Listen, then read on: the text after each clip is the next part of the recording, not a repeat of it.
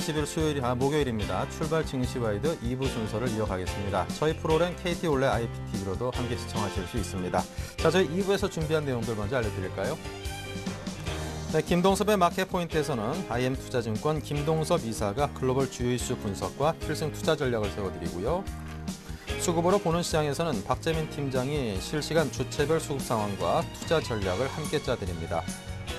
이슈 정복하기 안종호 주식운용팀장이 삼성전자의 아몰레드 투자 지연에 대한 이유, 그에 따른 향후 주가 흐름을 예상하고요. 코스피 추가 상승에 찬물을 끼얹는 펀드 판매 양상에 대해서 짚어봅니다. 특집 이슈 진단에서는 고성국 정치학 박사와 함께 안철수 원장의 대선 출마 공식 발표에 따른 삼각 대선 구도의 흐름과 향후 경제에 미칠 영향력을 분석합니다. 김재현의 키포인트에서는 노련한 트레이더 KB투자증권 김재현 차장과 함께 오전장 정리와 효과적인 오후장 전략을 세웁니다. 네, 먼저 이 시각의 시장 흐름을 시황센터의 김혜영 캐스터를 연결해 들어보겠습니다. 네, 시황센터 김영입니다. 전일 코스피 지수에는 미국의 QE3 영향력이 끝이 나고 단기 급등에 대한 부담감과 스페인의 구제금융 신청이 지연되면서 유로존 위기에 대한 위기감이 악재로 작용했는데요. 하지만 일본의 통화정책 완화 소식이 이어지면서 코스피 지수는 소폭 상승으로 장을 마감했습니다. 하지만 오늘은 하락으로 돌아서면서 장을 출발했는데요. 현재는 0.21% 빠지면서 2003선에서 거래가 되고 있습니다. 수급 상황 살펴보도록 하겠습니다. 개인과 외국인은 동반 매수세 나타내고 있고요. 기관이 485억 원 매도하는 모습 나타내고 있습니다. 이어서 코스닥 살펴보도록 하겠습니다. QE3의 영향력이 끝난 이후 반등세를 이어나가던 코스닥 시장, 어제도 소폭 상승으로 장을 마감했는데요. 오늘도 4거래일 연속 좋은 흐름 보이며 상승 출발했습니다. 현재 0.51% 상승하면서 530선에서 거래되고 있습니다. 이어서 수급 살펴보도록 하겠습니다. 전일에는 연기금을 중심으로 외국인과 기관이 강한 매수세를 나타내면서 지수 상승을 이끌었는데요. 현재는 기관이 99억 원 매수하는 모습, 외국인은 매도세로 돌아선 모습입니다. 이어서 환율 살펴보도록 하겠습니다. QE3의 영향력이 일단락된 가운데 BOJ가 추가 금융 완화에 나선다는 영향으로 원달러 환율은 전일 종가를 기준으로 연저점을 하향 돌파했는데요. 오늘은 하루 만에 반등에 성공하면서 소폭 상승으로 출발했습니다. 현재 1원 20전 오른 1,116원에 거래되는 모습입니다. 이어서 코스피 시가총액 상위 종목 살펴보도록 하겠습니다. 대체로 하락세를 이어나가고 있는데요. 삼성전자가 1% 이상 빠지면서 130만 원 선 내줬습니다. 현재 129만 8천 원에 거래되는 모습이고요. 현대차가 약 보합세, 기아차도 약 보합세 이어나가고 있습니다. LG화학이 1.63% 빠지면서 33만 1,500원에 거래되는 모습입니다. 다음 장 살펴보도록 하겠습니다. 현대중공업과 삼성생명 하락세 이어나가고 있고요. SK하이닉스는 4% 이상 급등하면서 24,600원에 거래되고 있습니다. 한국전력 역시 강보합세 이어나가면서 25,650원에 거래되는 모습입니다.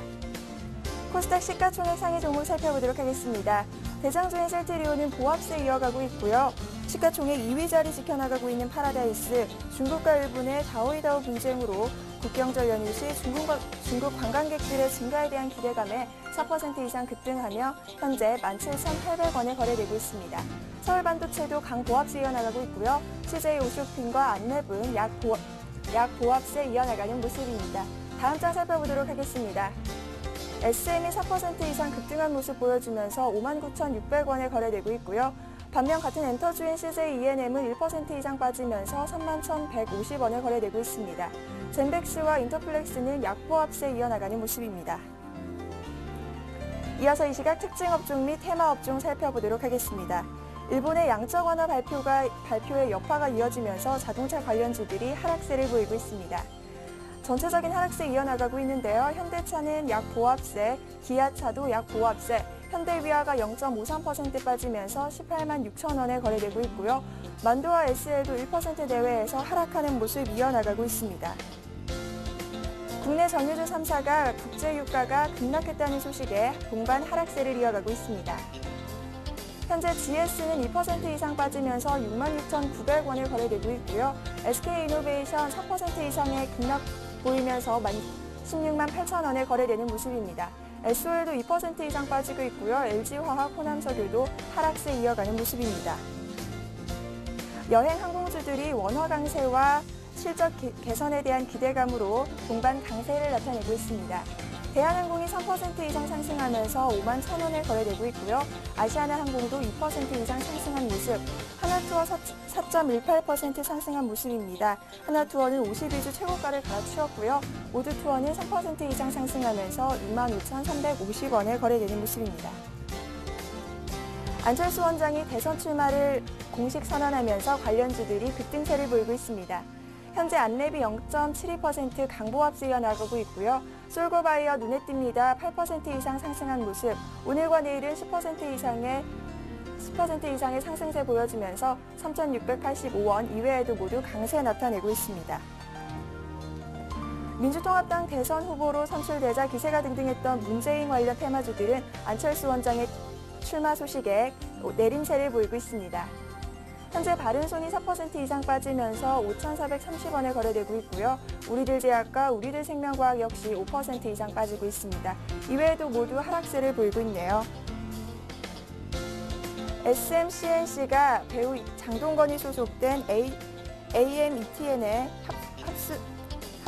합병 기대감으로 상한가를 기록 중입니다. 현재 14.95% 상한가 나타내면서 5,420원에 거래 중입니다. 미래산업이 창업자의 지분을 전략 장내 매각하겠다는 소식에 3거래일 연속 하한가를 기록 중입니다.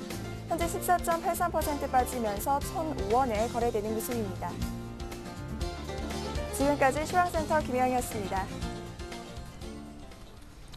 네, 계속해서 이 시간 글로벌 주요 이슈 분석과 투자 전략을 함께 짜보겠습니다. 김동섭의 마켓포인트, 김동섭 이사를 전화 연결해 보겠습니다. 안녕하십니까, 이사님? 네, 안녕하세요. 네, 유가가 한 달 반 만에 최저치를 기록을 하면서 폭락을 했네요. 그 이유가 무엇인지요? 유가가 지금 3일 연속으로 하락을 했는데요. 네. 장중에 100불을 찍고서 91불 80센트, 90센트까지 왔기 때문에 거의 한 8% 이상 고점대로 빠졌거든요.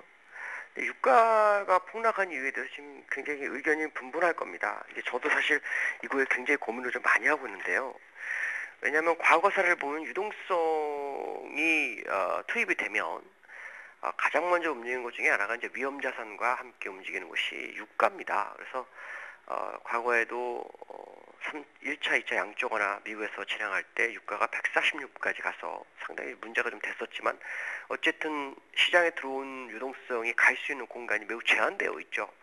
근데 이번에는 유가가 오히려 거꾸로 3일 연속으로 폭락하니까 이게 혹시나 주가 하락도 같이 연동되는 거 아닐까라는 생각을 해보게 하는 그런 자리이기도 합니다.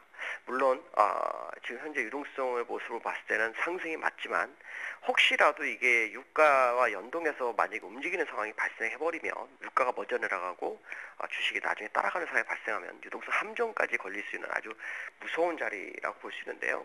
이번 유가 하락에 대해서는 한 3가지 정도로 분리를 해보면 일단은 처음 하락한 건 시스템 오류가 있었다고 합니다. 그래서 뭐 그런 얘기가 있어서 1분 만에 뭐 4.4% 폭락을 했었고, 그 다음에 이제 또 미국 정부에서 비축유를 방출했다, 뭐 이런 얘기가 있고요. 그 다음에 어저께는 사우디아라비아에서 증산 계획이 있다, 뭐 이래가지고 지금 계속 폭락을 했는데요. 이게 주가가 너무 맞지 않은 모습입니다. 이거를 이제 여러 가지로 생각을 해봤는데, 그 중에 하나가 이제 요번에 그 미국에서 대선이 11월 6일인가 있죠. 이 대선 때 오바마 대통령이 재선을 하기 위해서는 이제 물가를 잡아야 되고요.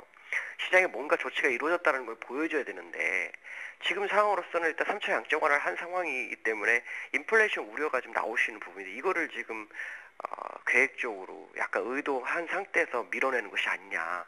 이렇게 되면 사실 유가가 하락하게 되면 유가 투자가들은 갈 데가 없어 주식으로 더 몰려올 수 있는 부분도 있거든요. 그런 부분도 생각할 수 있고요. 아니면은 어떻게 보면 음모론에 해당되는데 이번에 이스라엘과 이란과의 분쟁 가능성이 지금 계속 대두되고 있습니다. 특히 이란이 약 6기에서 7기 정도의 핵무기가 올 연말까지 만들어진다 뭐 이런 얘기가 있기 때문에 그 사이 좀 눌러서 정말 투기 세력들이 저점의 물량을 잡기 위한 전략이 아닐까라는 생각도 일부 해봅니다. 어쨌든 유가 서부테사 중진류 기준으로 해서 지금 91불은 60일선입니다. 서부테사 중진류가 지금 60일선이 우상향으로 튼 상태에서 처음으로 60일선 닿았기 때문에 여기가 무너지게 되면은 유가는 엄청 많이 빠집니다. 근데 만약에 여기서 지지력을 보인다면 이거는 의도적으로 하락을 시켰다라고 계산할 수밖에 없죠. 그래서 사실 이 부분에 대해서 상당히 좀 많이 고심하고 있습니다. 제가 보는 견해로는 대선에 포인트를 맞춘 것이 아니냐.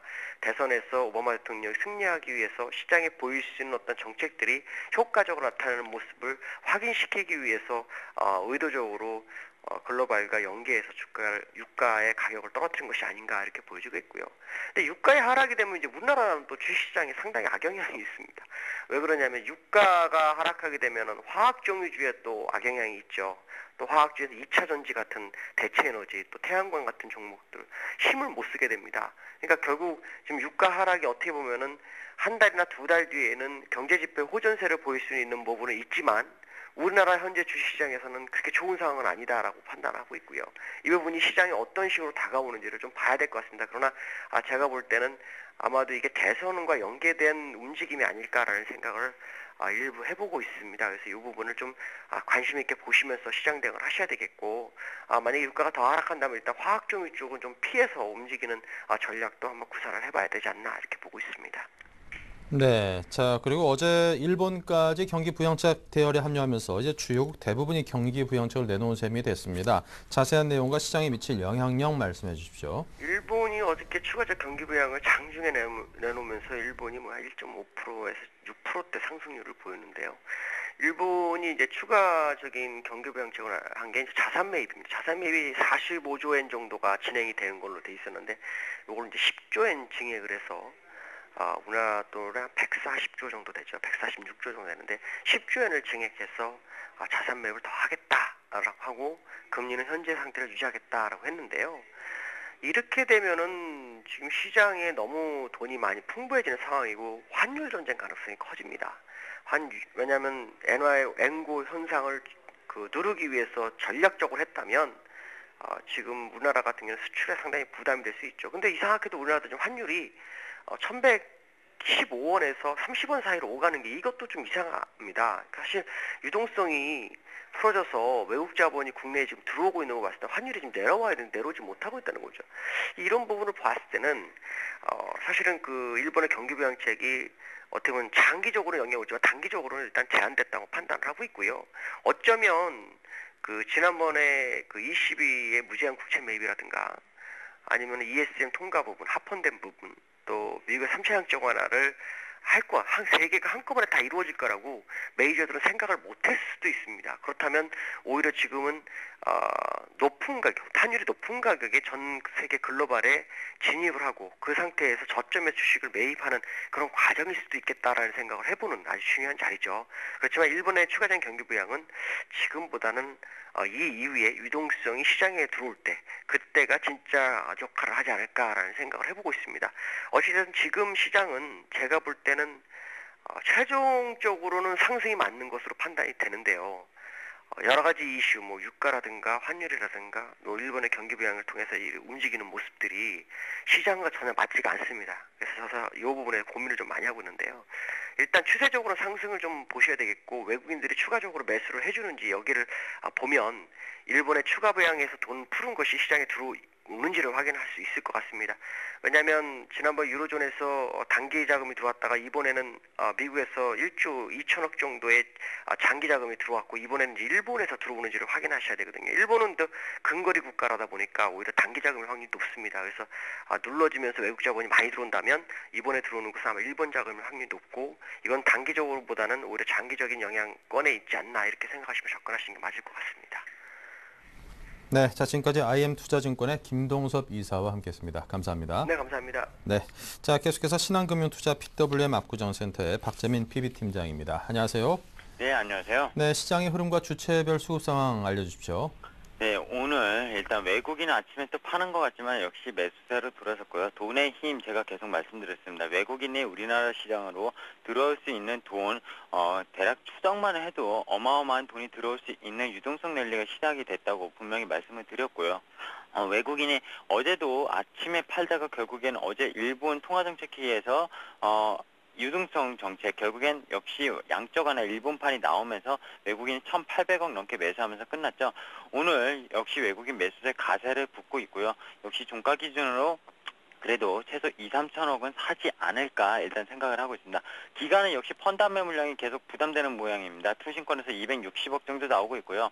연기금이나 보험, 기타 금융투자에서는 사실 매도 물량이 많이 나오지 않는데 투신권에서 많이 나오고 있다는 점, 결국엔 펀드 한매 물량이 계속 시장에 발목을 잡고 있다. 하지만 그 물량 어제도 말씀드렸지만 정말 투신권에서 계속 지금 단기간에 거의 8천억 가까이 나왔는데 그 물량을 받아내면서 지수를 버티고 있다는 게 그게 돈의 힘이라는 겁니다. 기본적으로 기업들의 펀더멘털이 좋아지지 않는 상황에서는 개인은 샀다 팔았다 계속 시장의 방향을 못 읽고 있는 모습인데요. 좀 안타까운 모습이고요.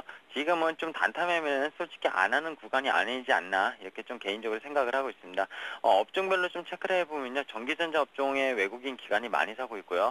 운수장비 업종 역시 엔화 약세로 인해서 워낙 강세가 이어질 전망이기 때문에 자동차 업종 기관이 역시 오늘도 많이 팔고 있습니다. 어제도 자동차 업종 맥을 못 쳤죠. 오늘도 이어나가는 모습, 그것을 개인이 많이 받아내는 모습이고요. 전기전자는 개인이 많이 파는 모습. 역시 외국인 기관 메이저랑 그 개인 같은 경우는 항상 수급이 좀 반대로 간다는 거 좀 아시면 될 것 같습니다. 코스닥 시장 살펴보겠습니다. 기관이 아침부터 공격적으로 사고 있습니다. 119억 사고 있고요. 이것은 왜 그러냐면은 펀드매 물량으로 대형주 살 돈이 부족하고 솔직히 자금력이 외국인에 비해서 없다 보니까 자금이 계속 이탈되는 상황에서 코스닥에서 다시 수익률 게임을 이어나가겠다 이겁니다. 한 3일 전에 말씀드렸습니다. 코스닥 시장이 좀 조심을 해야 되겠지만 지수는 한 540선, 50선까지는 그래도 올리고 상투를 잡지 않겠냐. 하지만 개별주들, 게임주, 바이오주, 엔터테인먼트주 또다시 상승 랠리를 이어나가고 있는 모습인데 항상 투자에 주의하시기 바랍니다. 3일을 올라도 하루 만에 빼는 게 코스닥이기 때문에 수급, 기간이 꺾이기 시작하면 또다시 같이 팔아야 되는 거고, 기간이 어제부터 또 다시 사기 시작했는데 이 기간의 모습, 결국 전체 거래량, 전체 수급, 기간이 좌지우지한다. 코스닥은 다른 거 보실 거 없습니다. 코스닥은 외국인 비중 거의 없는 상황이기 때문에 외국인이 좋아하지 않습니다. 코스닥은. 그러니까 외국인을 보지 마시고 기간만 수급상 보시면서 체크를 하셨으면 좀 좋겠습니다. 네, 자 오늘 기관과 외국인 개인 각 속내를 살펴본다면요.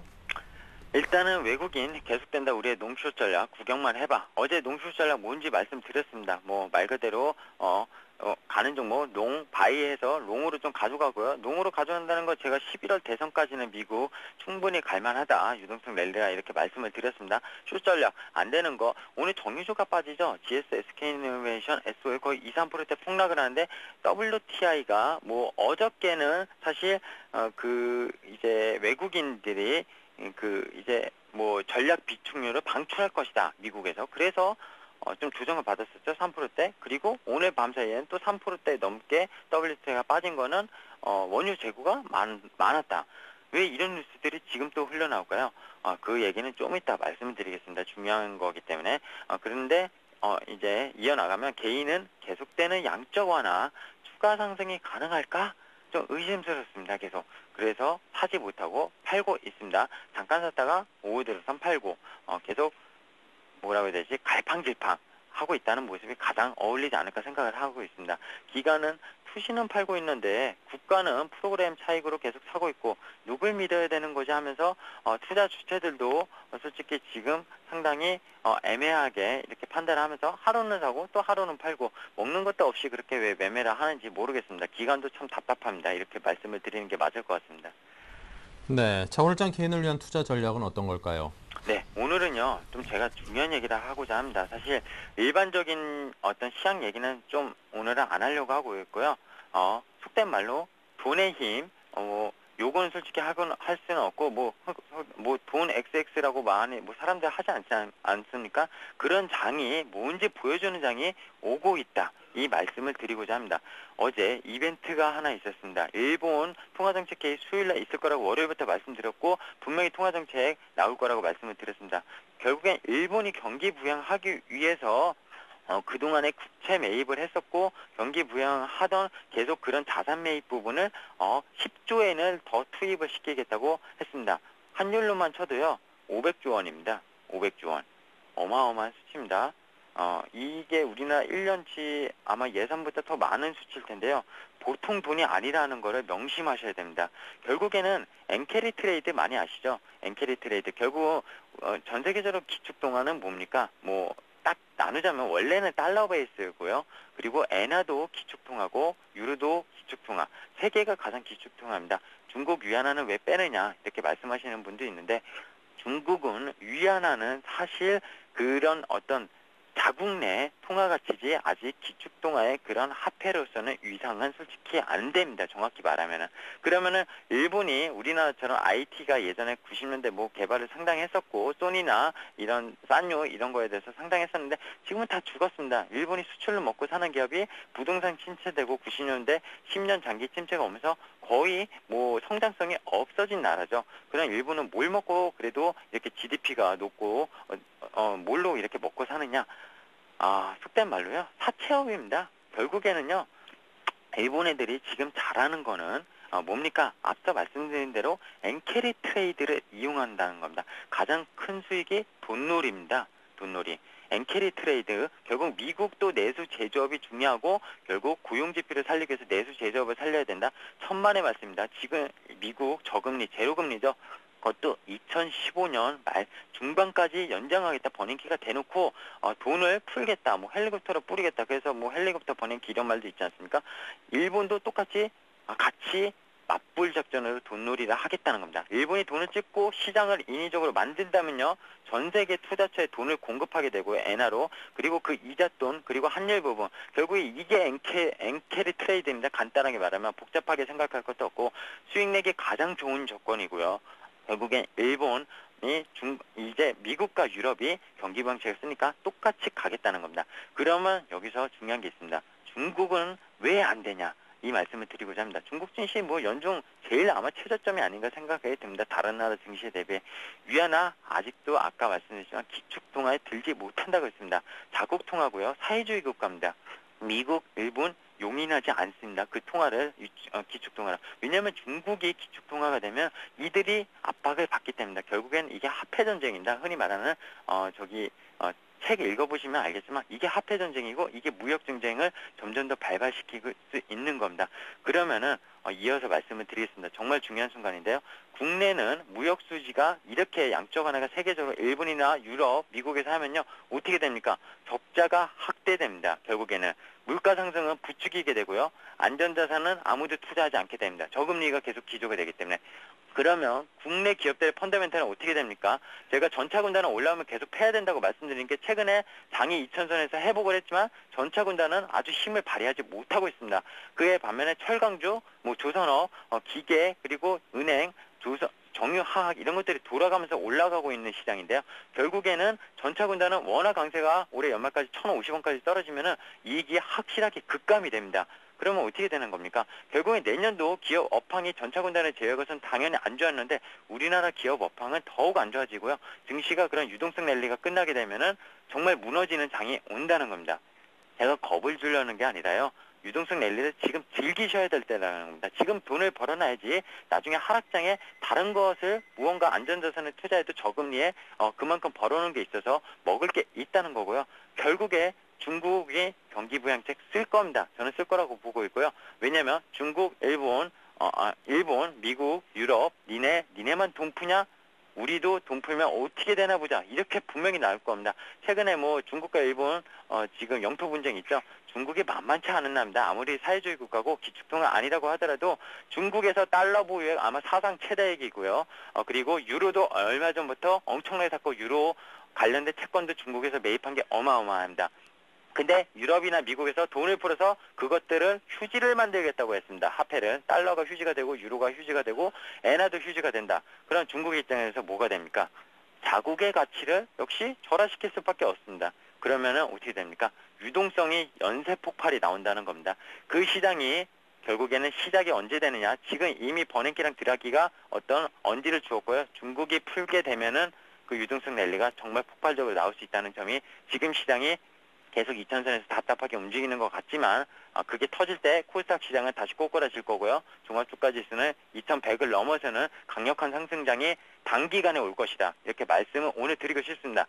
결국에 뭐냐? 아까 유가 한 가지 마지막으로 말씀드리면 유가 특이 세력이 70불대 들어왔습니다. 100불 50% 올랐습니다. 어떻게 차익 실현 안 하고 가겠습니까? 120불 간다고 하더라도. 차익 실현 나왔기 때문에 유가가 단기간 떨어진 거고요. 오늘 일봉 차트 보면 유가 정확히 지지선에 부딪혔습니다. 아마 다시 또 추가 상승으로 갈 거라고 보고 있고, 그럼 뭘 사야 됩니까? 정유주 사야 된다. 많이 단기간에 어제 오늘 좀 떨어졌죠. 정유주 사야 된다고 보고 있고요.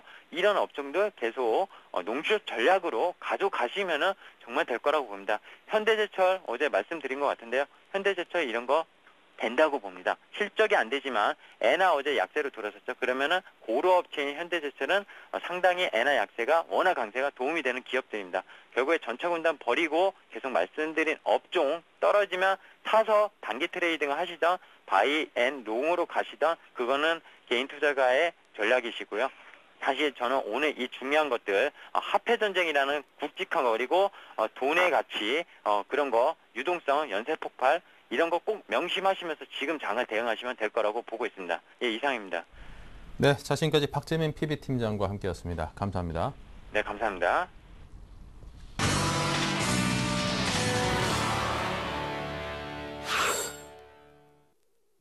네, 오인의 전문가와 함께하는 투자 전략을 보겠습니다. 네, 박성일 연구원은 대형주 단기 매도 후의 진입을, 박소영 대리는 중국 소비 확대 수혜주의 주목을, 정여훈 팀장 숨고르기 장세, 개별 종목에 집중하자, 최희용 대리는 지수보다는 개별 종목 장세가 지속될 것을 예상했습니다. 정재훈 실장은 중소형 실적주로 어닝 시즌에 대비하자고 했고요. 네, 이어서 5인의 관심 업종입니다. 박성일 연구원이 IT 자동차 업종을, 박소영 대리는 호텔, 화장품 업종, 정여훈 팀장은 철강 업종을, 최희용 대리는 미디어 엔터주, 정재훈 실장은 자동차 부품주를 말했습니다. 네, 교보증권 청담지점의 최희용 대리 연결합니다. 안녕하십니까? 네, 안녕하세요. 네, 먼저 현재 시황부터 살펴주십시오.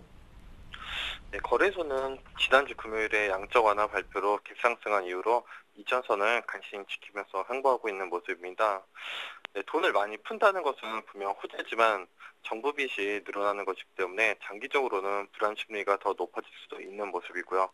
지수가 2천을 넘으면서 수급적으로 펀드 환매 물량이 늘어나면서 기관 매도가 증가하고 있는 모습입니다. 네, 앞으로 추가적으로 지수를 올릴 강한 모멘텀이 없기 때문에 현재 대형주는 비중 축소 및 관망 전략이 좋아 보이고 잠시 휴식을 취하는 것도 괜찮을 것 같습니다. 네, 반대로 코스닥 시장은 7월 말 저점을 찍은 이후에 거침없는 반등이 두 달째 이어지고 있는 모습인데요. 네, 8월부터 이어진 게임과 바이오 엔터테인먼트 테마의 강도가 여전히 유지가 되고 있고, 네, 오늘은 SM과 YG엔터, 로엔 등 엔터테인먼트 업종이 선방을 해주면서 지수를 올리고 있는 모습입니다. 하지만 단기적으로 한 번도 쉬지 않고 많이 올랐기 때문에 역시 코스닥 시장도 현금 비중을 좀 높여보자 이렇게 말씀을 드리도록 하겠습니다. 네, 오늘 미디어 엔터주 등에 대해 말씀하셨던데요. 어떤 내용일까요? 네, 오늘은 미디어 엔터도 여러 가지 분야가 있는데요. 네, 영화 관련주에 대해서 좀 말씀을 드려보겠습니다. 네, 최근 들어서 한국 영화 산업의 부흥기가 다시 시작되고 있는데요. 네, 역대 6번째 1,000만 관객 영화가 나왔고, 누적 관객 수는 사상 최대를 기록할 것으로 보입니다. 네, 관객층이 20대에서 30대, 40대로 확장이 되고 있는 모습이고요. 네, 한국 영화의 시장 점유율이 증가하는 등 기존의 침체 일로였던 영화 산업이 재부각받고 있다는 것을 강조를 드리고요. 이것과 관련된 관심주를 당연히 발굴해서 투자해보는 전략이 유효하다고 생각이 됩니다. 네, 자, 오늘장 관심 종목은 어디를 꼽으셨습니까? 예, 오늘 준비해온 종목은 CJ CGV입니다. 예, 다들 아시는 종목이고요. 네, 국내 최대 복합 영화관 체인 회사입니다. 네, 올해 매출이 처음으로 6천억 원을 넘길 것으로 보여지고요. 네, 사상 최대 실적이 기대되는 상황입니다. 네, 국내 영화 시장이 구조적으로 변하고 있고, 네, 쇼핑과 엔터테인먼트와 결합한 그런 멀티플렉스의 모습으로 성장하고 있어서 네, 향후에도 꾸준한 성장이 기대되는 모습이고요. 네, 매수 이유 간단히 요약해드리면 네, 실적 개선, 성장성 부각, 수급 양호 이렇게 세 가지를 꼽아드리겠습니다. 네, 목표가는 35,000원, 매수가는 현재가인 29,000원 내로 보시면 되겠고요. 네, 손절가는 25,000원을 제시하도록 하겠습니다. 네, 자, 지금까지 최희용 대리와 함께했습니다. 오늘 도움 말씀 감사합니다. 감사합니다. 네, 자, 계속해서 이슈 정복하기 박미라 아나운서죠. 안녕하세요. 이슈 정복하기 박미라입니다. 오늘 살펴봐야 할 이슈들 화면으로 정리해 보겠습니다. 삼성의 능동형 유기 발광 다이오드 디스플레이 증설 투자가 당초 시장의 예상보다 늦춰지고 있습니다. 삼성 디스플레이 도전 과제에 대해서 점검을 해보고 어떤 정책 변화가 있는지 살펴보겠습니다. 코스피 지수가 2000선 안착에 주력하는 가운데 증시 전문가들은 당분간 매물 소화 과정을 거치며 펀드 환매가 지수에 부담이 될 가능성이 높다고 봤습니다. 연일 지속되고 있는 투신권의 매물 언제까지 이어질지 살펴봅니다. 우리나라 대중 수출이 중국의 경제 구조 변화에 적응하지 못하고 있다는 분석이 나왔습니다. 내수 부양에 힘쓰고 있는 중국 상황을 고려하지 못하고 있는 우리나라 수출 전략을 점검해보겠습니다. 네, 이슈 정복하기 오늘 순서는 대성투자자문의 안종호 주식운용팀장과 함께하겠습니다. 안녕하세요. 예, 안녕하십니까. 네, 삼성의 AM-OLED 증설 투자가 당초 예상보다 늦춰지고 있는데요. 어떤 이유 때문인지 살펴봐 주시고 관련 부품주 흐름도 점검해 주시죠. 예, 최근에 그 스마트폰의 하드웨어를 보면은 디스플레이를 제외하고는 그 대부분 비슷한 성능에 머무르기 때문에 그 디스플레이에서 경쟁력을 갖게 하는 것이 이제 각 제조회사에서 상당히 신경을 쓰고 있는데요. 그 삼성은 그 세계에서 유일하게 그 LCD보다 지금 OLED 디스플레이를 하려고 개발을 하고 있습니다. 그런데 이제 이 OLED 투자가 지연되고 있는 건데요. 그 고해상도의 이제 아몰레드나 이제 플라스틱 기판을 이제 플렉서블한 디스플레이를 이제 본격 양산하려고 했는데 그 시험 생산하는 파일럿 생산에서 이제 수율이 잘 낮게 나오는 바람에 지금 투자가 지연되고 있습니다. 그 파일럿 생산에서 수율이 높게 나오는 것은 상당히 중요한데요. 왜냐하면 그 만약 수율이라는 건 이제 100개를 만들려고 제품을 100개를 만들었을 때 정상적인 제품이 몇 개가 나오냐 이런 것인데 이런 것이 상당히 중요한 이유는 그 불량품은 다 손실 처리가 되기 때문에 생산 그 수율이 낮게 되면은 그 생산 단가가 올라가게 되고 또 생산성도 떨어지기 때문에 수율이 잘 나와야지 그 생산 단가가 낮아지면서 그 대규모 생산에 들어갈 수 있게 됩니다. 그런데 이제 그 삼성에서 이런 수율에 대해서 실패하고 있는 건데요. 맨 처음엔 이제 일본의 이제 알박이라는 회사하고 우리나라 이제 원익 IPS에서 이제 관련 장비 개발을 하고 있었습니다. 그런데 수율이 생각보다 이제 안 나오니까 이제 삼성 디스플레이에서 그 지금은 미국의 이제 어플라이드 머티리얼즈라는 회사의 그 장비를 받아서 시험을 해보고 있는 중이라고 합니다. 그래서 그 이런 어떤 플렉서블 기판의 이런 어려운 기술적인 그런 곳이 넘어가게 된다면은 그 삼성이 또 다른 휴대폰 제조사와 그 큰 격차를 벌리면서 이제 기술적 격차를 벌릴 수 있겠지만 지금은 상당히 어려운 국면에 처해 있는 것 같습니다. 특히 이제 내년이 되면은 지금보다 한 30% 정도, 그래서 눈으로 봐도 확연하게 다른 그 선명도를 가진 그 440 PPI의 그 LCD가 이제 우리나라의 LG 디스플레이나 뭐 다른 LCD 회사에서 나오게 되는데요. 그렇게 된다면은 지금 그 300 PPI 수준에 머물러 있는 그 아몰레드는 상당히 그 뒤떨어지게 됩니다. 그래서 지금 삼성으로서는 그 내년은 당장에는 아마 LCD 쪽으로 전환해야 되지 않을까 업계에서는 예상하고 있다 그러는데요. 어쨌든 그 삼성 그 아몰레드 투자가 지연됨으로써 이제 회사들은 안 좋은 모습이긴 한데 아무래도 이제 삼성 디스플레이가 이런 그 디스플레이 정책에 있어서 변화를 보이게 된다면은 그 향후 향 관련된 부품 회사들의 주가는 많이 이 삼성 디스플레이의 어떤 정책 변화에 예민하게 움직일 것 같습니다. 네, 코스피 지수가 2,000포인트를 돌파한 이후 기다렸던 개인들이 펀드 환매에 적극적으로 나서고 있는 상태인데요. 특히 투신권을 중심으로 한 물량이 쏟아지고 있는데 지수 추가 상승에는 부담 요소가 되는 거겠죠? 예, 아무래도 그렇습니다. 그 2,950포인트하고 2,050포인트 상태에서는 그 1,700부터 2,050포인트까지의 그 밴드를 놓고 선정해 봤을 때 거의 30% 이상의 물량이 있고요.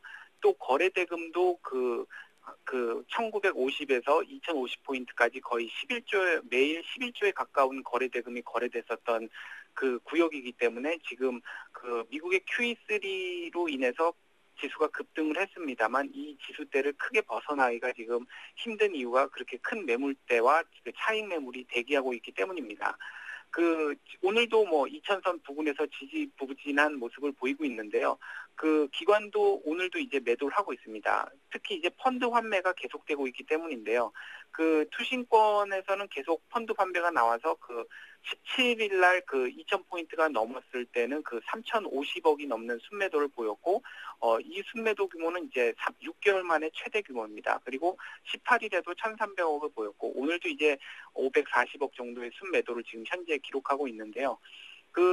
우리나라 투신권의 수급 동향은 주식형 펀드 흐름하고 거의 뭐 유사하다고 보면 됩니다. 그런데 지난 17일 이후에 국내 주식형 펀드에서 5,970억이 환매됐기 때문에 유출 규모가 올해 1월 들어 최대치입니다. 그래서 상승을 할수록 지금은 환매가 나오고 있는데, 예전에는 환매가 되고 또 주가가 그로 인해 떨어지면 다시 저가 주식형 펀드의 가입자가 늘고 이런 패턴을 보였는데, 이번에는 환매는 나오는데 주식이 좀 떨어졌을 때도 그렇게 신규 가입 펀드에 가입하는 그런 자금들은 들어오고 있지 않아서 업계에서는 좀 긴장을 하고 있다 그럽니다. 그래서 이런 현상은 지금 두꺼운 매물대를 통과하고 있기 때문에 어느 정도 시간을 두고서 시간적 조정이 꾸준히 돼서 매물이 소화되어야 향후 2050포인트 이상의 어떤 매물대 지수대에 도전할 수 있을 것으로 보입니다.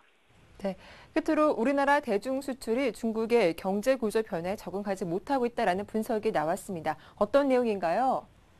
네, 우리나라는 중국을 아직도 생산 기지로 생각을 하고 있는 반면에, 중국은 2005년부터 가공무역, 그렇게 원자재를 중간재를 받아서 완제품을 만들어서 미국이나 유럽에 수출하는 그런 가공무역은 상당히 발전의 한계가 있고 폐해가 있다라고 생각을 해가지고 질적 성장을 위해서 내수를 부양하는 정책을 2005년부터 취하고 있습니다. 그런데 여전히 우리나라는 대부분의 기업들에서 중국을 생산기지로 생각하고 있기 때문에 향후 중국의 성장에 맞춰서 우리나라 기업들이 변화하지 않는다면은 생산을 따라가기 힘들 것이다, 이렇게 생각을 하는 건데요. 우리나라 같은 경우 예를 들면은 지금 여전히 현지 법인을 경유해가지고 중국을 통해서 가공무역 중심으로 하고 있습니다. 그래서 2006년부터는 우리나라가 중국 총수입에서 차지하는 비중이 점점 떨어지고 있습니다. 그래서 이제는 중국 글로벌 금융위기 이후 이제 급격히 양국 간 불균형이 이제 심해지고 있는데요. 이런 곳에 대해서 이제 한국은행에서는 미국 같은 경우 중국의 내수 시장에서 상당히 높은 점유율을 차지하고 있는데, 이거는 CEO 같은 CEO 등을 현지 중국인으로 채용해서 현지화에 적극적이었기 때문이라고 합니다. 그래서 우리나라들도 이제는 임금이 싼, 오히려 중국보다 훨씬 싼 동남아에서 생산을 하고, 그런 어떤 중간재를 중국으로 다시 생산을 해서 중국에 현지화되어 있는 법인을 통해서 수출을 늘려나가는 쪽이 기업에게 도움이 될 거라고 생각을 합니다. 그래서 결국에는 우리나라 예전에 중국 수혜주라 그러면은 소재주였습니다. 소재 업종으로 화학 철강 쪽이었지만, 이제는 중국의 어떤 내수 성장에 맞춘 의류나 음식료, 엔터테인먼트, 여행, 쇼핑, 화장품 이런 쪽이 중국 수혜주가 될 것으로 보입니다. 네, 오늘 도움 말씀 잘 들었습니다. 고맙습니다. 네, 감사합니다. 이슈 정복하기 전은 내일 다시 인사드리겠습니다.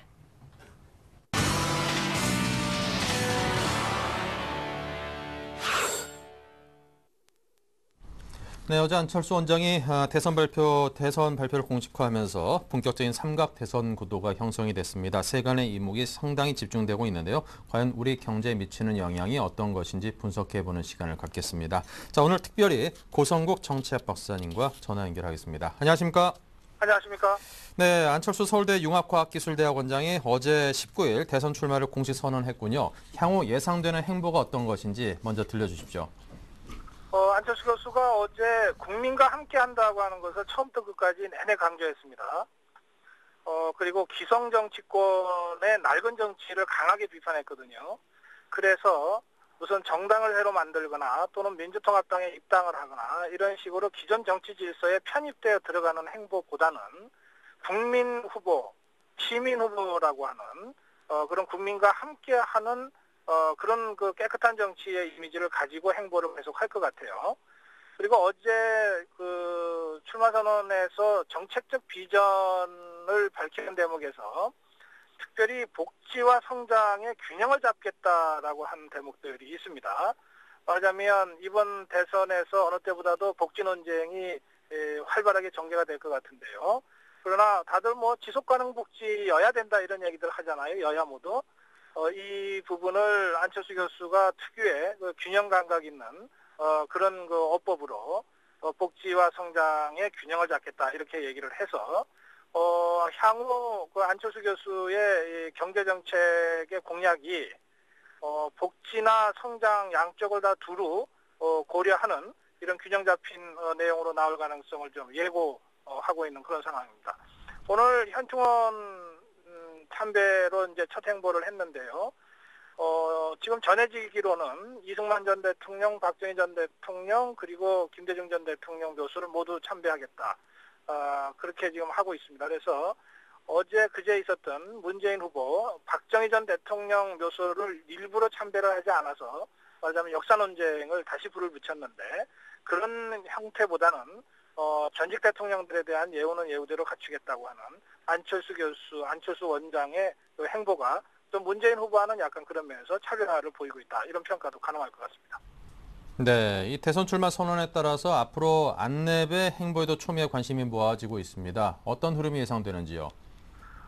지금 우선 서울대학교 교수직을 사임하겠다고 그랬고요. 또 안내과 관련된 일체의 직위도 내려놓겠다고 했습니다.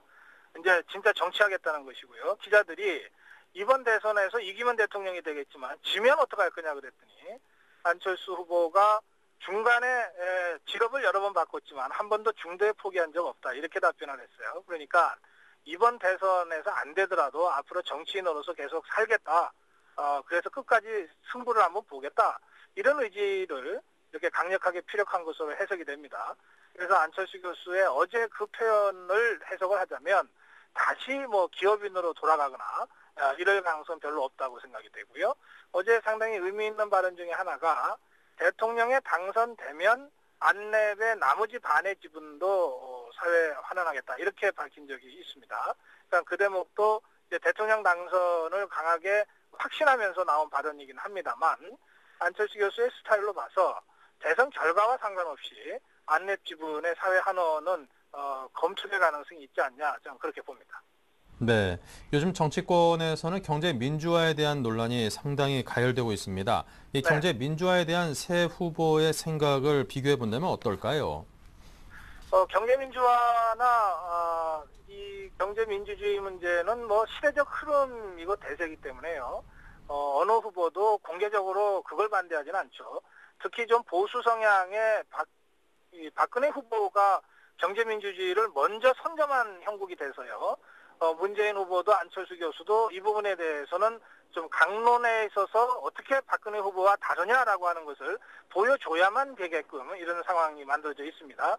그런 상태에서도 굳이 제가 좀 차별화시켜서 말씀을 드리자면 박근혜 후보는 경제민주화의 첫 번째 그 주제는 역시 재벌개혁이 될 텐데 박근혜 후보는 재벌의 소유구조를 손보는 이런 개혁은 아닌 것 같습니다. 재벌들이 그 부당하게 뭐 중소기업들이나 하청기업체들과의 관계에서 좀 이 권력을 남용하거나 이런 그 부당한 거래를 공정하게 바로잡는 정도 수준에서 경제민주화를 얘기하고 있는 것 같아요. 그걸 통해서 성장 동력은 그것대로 살려나가야 된다. 이런 얘기를 하고 있습니다. 김종인 위원장이 온돌론을 제시한 게 그런 거죠. 온돌이 좀 잘못됐으니까 그걸 고쳐서 아랫목, 운목 다 따뜻하게 만들자는 거지. 아랫목, 운목을 바꿔놓자는 건 아니다. 그러니까 구조적 개혁으로 확산되는 것은 조금 조심스럽게 피해가고 있는 거죠. 반면에 문재인 후보와 민주통합당은 이거 소유구조로 바꾸자라고 하는 주장까지 좀 나가고 있죠. 그래서 소유와 경영을 아예 분리시키자. 이거는 고전적으로 야당 쪽에서 주장해왔던 바인데요. 이 주장에 가깝습니다. 그래서 이 문재인 후보와 박근혜 후보 간에는 이 재벌개혁이나 경제민주화 관련해서 확실히 좀 이 차원이 다른 논쟁이 가능할 것 같아요. 안철수 교수는 양쪽의 입장을 좀 고루 좀 그동안 이제 수렴하려고 하는 모습을 보여왔습니다. 그래서 재벌의 그 잘못된 행태에 대해서는 강하게 비판을 했습니다만 안철수 교수가 무슨 혁명적인 사람, 아주 진보적인 사람은 아니잖아요. 그러니까 소유구조 문제를 근본적으로 바꾸는 이런 개혁보다는 역시 좀 불공정한 이 거래 관행 이것을 타파하고 중소기업들의 성장 동력을 대기업들이 잠식하는 이런 문제들에 대해서는 좀 엄격하게 좀 차단을 하는 이런 차원의 경제민주화 조치를 들고 나갈 가능성이 많습니다. 네. 자, 그렇다면 대선이 경제에 미치는 영향은 어떤 것일지요? 지금 대선 90일 남았는데요. 사실은 대선과 관계없이 세계적 경제 위기가 점점 심화되고 있는 것을 다들 걱정하지 않습니까? 이런 상태에서 이제 우리 경제도 뭐 수출도 조금 한철에서 좀 활력을 잃어가고 있고, 서민들이 살기 어려워지는 것은 점점 더 하고요. 내수가 계속 좀 죽어가고 있고, 부동산 시장까지 말이죠. 그러니까 이런 상황에서는 정부가 무슨 조치를 하고 뭐 이 재정 정책을 쓴다 그러고 해도 이게 잘 경제가 살아나지 않는 상황이거든요. 그렇기 때문에 여야 모두 박근혜, 문재인, 안철수 할 것 없이 일단 이 죽어가는 경제에 활력을 되살리자고 하는 데에 대해서는 이 공감을 할 것 같아요. 그렇다고 해서 이 후보들이 선거를 염두에 두고 표를 염두에 두고 선심성 공략을 하게 되면 바로 역풍에 직면할 수가 있거든요. 그래서 저는 중장기적으로 보면 이번 대선 때문에 우리 경제가 무슨 심각하게 영향을 받거나 그럴 정도는 이미 우리 경제가 넘어선 것 아니냐. 우리 경제의 규모라든지 또는 경제 주체들의 정치의식의 수준이 뭐 선거 때문에 뭐 돈이 풀릴 거니까 어떻게 뭐 이런 식으로는 이미 생각하지 않게 됐다는 거예요. 그래서 저는 그런 단기적인 경기 부흥의 기대보다는 누가 대통령이 되는가에 따라서 앞으로 5년간의 경제정책의 기조가 유의미하게 바뀔 수가 있거든요. 그런 점들을 경제 주체들, 기업들이 좀 주목해서 좀 더 후보들한테 심층적인 질문들을 하고 요구들을 하는 방식으로 선거에 좀 세련되게 개입할 필요는 있다. 저는 그렇게 생각합니다.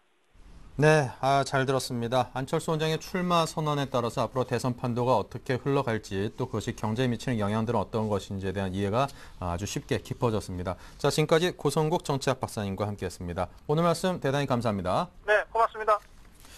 네, 자 오늘 출발 증시화이든 여기서 마치고요. 잠시 후 11시부터는 여러분께서 궁금해하시는 종목에 대한 상담 시간이 준비가 되어 있습니다. 무료 문자 013-3366-0110, 전화 023153-2610으로 참여 신청하시면 되고요. 자 그리고 저희 출발 증시화이드 블로그도 준비되어 있으니까요. 많은 관심 갖고 들러봐 주시기 바랍니다. 자 오늘 여기서 인사드리고요. 내일 다시 뵙겠습니다. 감사합니다.